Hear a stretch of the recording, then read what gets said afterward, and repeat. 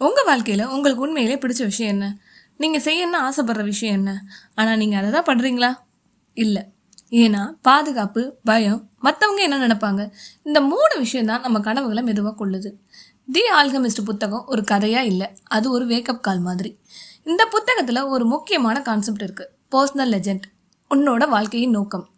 ஒவ்வொருத்தருக்கும் ஒரு ட்ரீம் இருக்கும், அது பெருசாக இருக்கலாம், சின்னதாக இருக்கலாம். ஆனால் உண்மை என்னன்னா, குழந்தை வயசுல எல்லாருக்கும் அந்த கனவு கிளியரா இருக்கும். பெரியவங்க ஆகும்போது அதை விட்டுருவோம். ஏன்? இது ப்ராக்டிக்கல் இல்லை, பணம் தான் முக்கியம், ஃபேமிலியோட ரெஸ்பான்சிபிலிட்டி. தி ஆல்கமிஸ்ட் புத்தகத்தில் உள்ள ஒரு சின்ன கதை. சாதாரண ஆடு மேய்ப்பவனாக உள்ள சாண்டிகோ சர்ச்சை கீழே தூங்கும்போது ஒரு கனவு வருது. அந்த கனவு அவனை பாலைவனத்துக்கு கொண்டு போனது, ஆபத்துக்களை முன்னிறுத்துது, இறுதியில் அவனுடைய வாழ்க்கையை மாற்றுது. இதை பற்றி தான் இந்த வீடியோவில் பார்க்க போகிறோம். இது வரைக்கும் என்னோட சேனலை சப்ஸ்கிரைப் பண்ணாதவங்க பண்ணிக்கோங்க. வாங்க வீடியோக்குள்ளே போகலாம். சாண்டிகோ ஒரு இளம் ஆடு மேய்ப்பவன். அவனோட வாழ்க்கை ஆடுகளுடன் சுற்றி திரிவது, புதிய இடங்களை பார்ப்பது, சுதந்திரமாக வாழ்வது. ஆனால் அவனுக்கு ஒரு ரெக்கரிங் ட்ரீம் வருது, ஒரு புதையல் பற்றி.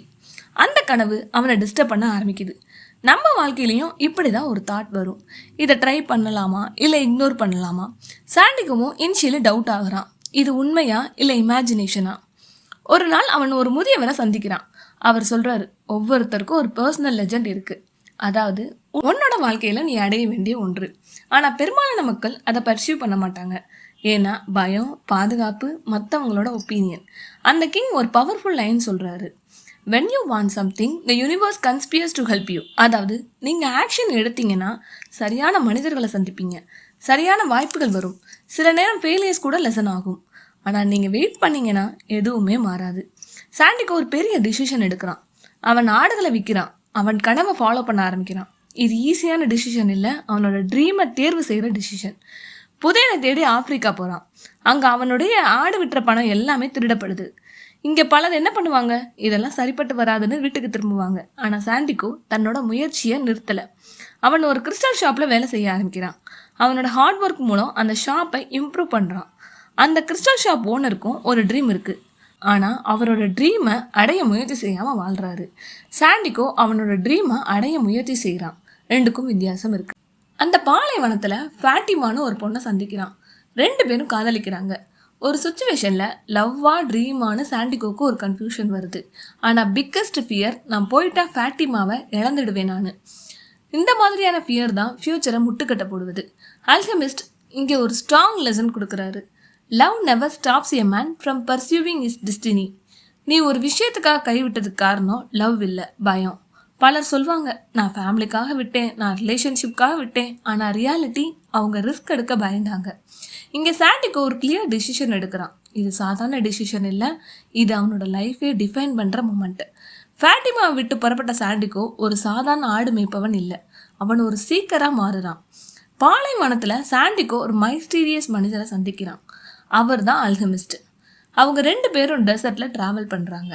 அந்த டெசர்ட்டில் வார் நடக்குது. ஒரு நாள் சாண்டிகோவையும் ஆல்கெமிஸ்டையும் சோல்ஜர்ஸ் பிடிக்கிறாங்க. சோல்ஜர்ஸ் சாண்டிகோவை உளவாளியாக இருப்பானோன்னு சந்தேகப்படுறாங்க. அப்போ ஆல்கெமிஸ்ட் ஒரு ரிஸ்கி ஸ்டேட்மெண்ட் சொல்கிறாரு, சாண்டிகோவால் ஒரு காத்தா மாற முடியும்னு. சாண்டிகோ ஃபஸ்ட்டு பயப்படுறான். சோல்ஜர்ஸ், நீ காத்தா மாறலைன்னா உன்னை கொன்றுவேன்னு சொல்கிறாங்க. இதுக்கு முன்னாடி சாண்டிகோவுக்கு வந்த சேலஞ்சஸ் பற்றி நினச்சி பார்க்குறான். பணத்தை இழந்தது, வேலை செஞ்சது, காதலை விட்டது. ஆனால் இங்கே வாழ்வா சாவா. சாண்டிகோ முயற்சி செய்கிறான். அவன் டெசர்ட் கிட்ட, சன் கிட்ட பேச ஆரம்பிக்கிறான்.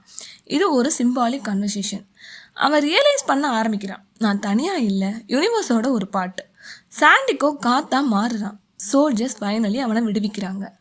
சாண்டிகோ ஃபைனலி அவன் நினச்ச மாதிரி பிரமிடுக்கு போகிறான். இதுதான் என்னோட கோல், ஃபைனலி நான் இங்கே வந்துட்டேன்னு நினைக்கிறான். ஆனால் ரியல் ட்விஸ்ட் இங்கே தான்.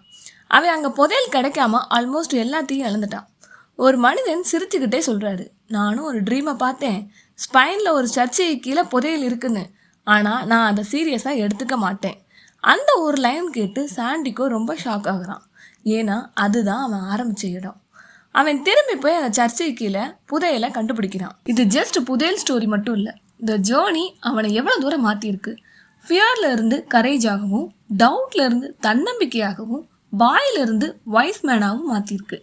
சில நேரம் நீங்கள் தேடுறது நீங்கள் ஆரம்பித்த இடத்துலையே இருக்கும், ஆனால் அந்த ஜேர்னி இல்லாமல் நீங்கள் அதை வேல்யூ பண்ண மாட்டீங்க. இப்போ உங்கள் வாழ்க்கையை மாற்ற ஒரு டிசிஷன் எடுக்கலாம். நீங்கள் பயத்தை கேட்டு வாழ போகிறீங்களா இல்லை உங்கள் கனவை கேட்டு வாழ போகிறீங்களா?